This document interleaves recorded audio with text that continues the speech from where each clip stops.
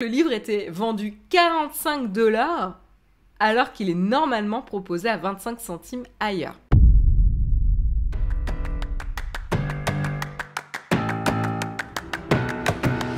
Le New York Times vient de publier une enquête sur la vente des livres sur Amazon, donc assez intéressant, où comment certains vendeurs, donc là on parle plutôt de la partie marketplace, s'en mettent plein les poches en mentant tout simplement sur la date de certains ouvrages. Sur la date de sortie de certains ouvrages. Vous allez me dire, mais c'est quoi l'intérêt de mentir sur la date de certains ouvrages? Je suis aussi étonnée que vous, voilà. Je ne sais pas si vous êtes étonnée, mais moi j'étais étonnée. Alors il faut savoir en effet que la vente de livres sur Amazon, elle se divise en deux catégories, sans grande surprise. On va avoir les best-sellers et autres meilleures ventes qui sont un peu le précaré d'Amazon ici et qui va les vendre directement à un prix défiant toute concurrence pour étouffer un petit peu la compétition. Et puis après, il y a le reste de l'activité de la vente en ligne sur les livres, qui sont notamment les ouvrages scientifiques, universitaires, qui n'intéressent que très peu Amazon et qui laissent une multitude du coup de vendeurs tiers proposer ces ouvrages en pratiquant les marges qu'ils désirent, parce qu'il y a beaucoup moins de contrôle. Et donc il y a eu un exemple, notamment d'un journaliste américain à la retraite, Mr. Boland, auteur de quelques ouvrages, qui s'est rendu compte que certains vendeurs mentent dans les listings pour gonfler les prix et booster les ventes. Alors vous allez me dire, il doit être content si ça booste les ventes de ses propres livres. Pourquoi il se plaint, le monsieur? C'est pas aussi simple que ça. Il a décidé donc de porter plainte contre Amazon après avoir découvert que certains de ses ouvrages étaient présentés comme il s'agissait de livres datés de 1876, 1842, 1774. En effet, pas tout à fait récents.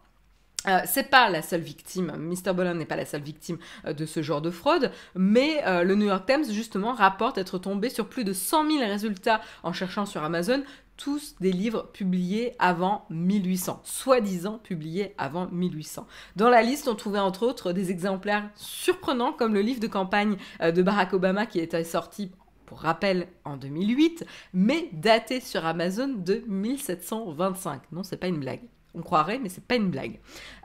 Et donc le livre était vendu 45 $ alors qu'il est normalement proposé à 25 centimes ailleurs, soit près de 200 fois plus cher. Vous allez me dire, mais qui est suffisamment stupide pour acheter un livre à 45 $ datant soi-disant de 1725 alors que c'est le livre de campagne de Barack Obama?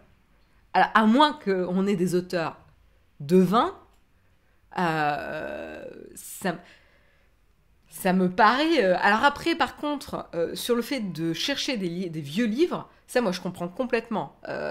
Moi, j'avoue que j'adore chercher des très belles éditions ou des éditions originales, des premières publications de livres que j'affectionne tout particulièrement. Très récemment, j'étais partie en quête de chercher des très belles éditions du Seigneur des Anneaux, du Silmarillion, etc. Autant vous dire que attention au porte-monnaie.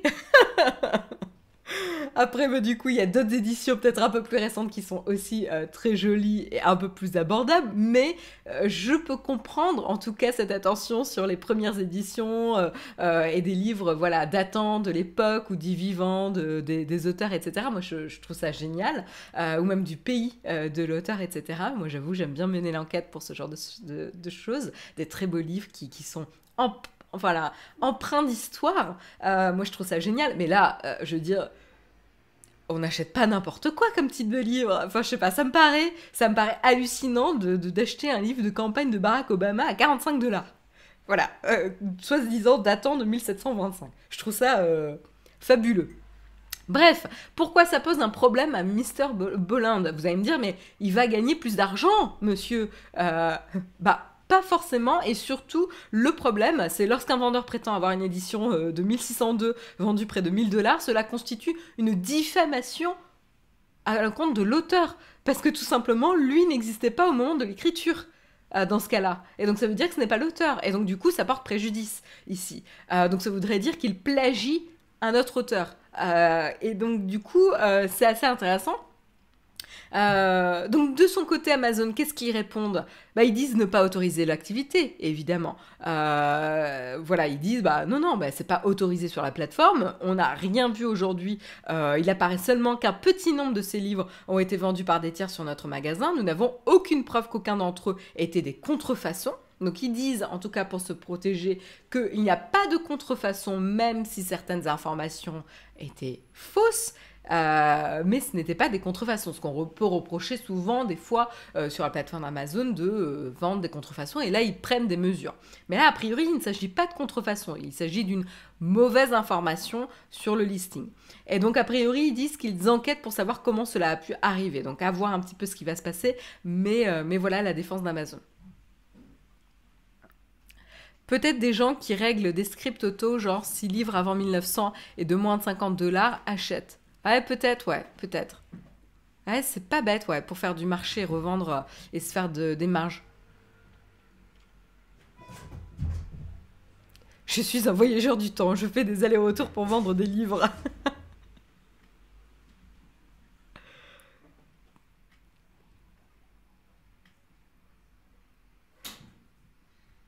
Je regarde un petit peu vos commentaires. C'est un bug à ce niveau, c'est trop gros. Écoute, Olek, je sais pas. En tout cas, pour le livre de Barack Obama, ça me semble vraiment gros. Pour des livres, des ouvrages scientifiques, peut-être un peu moins gros. En effet. On est peut-être un peu moins au fait de quand est-ce que ça a été publié, etc. Voilà. Donc à voir.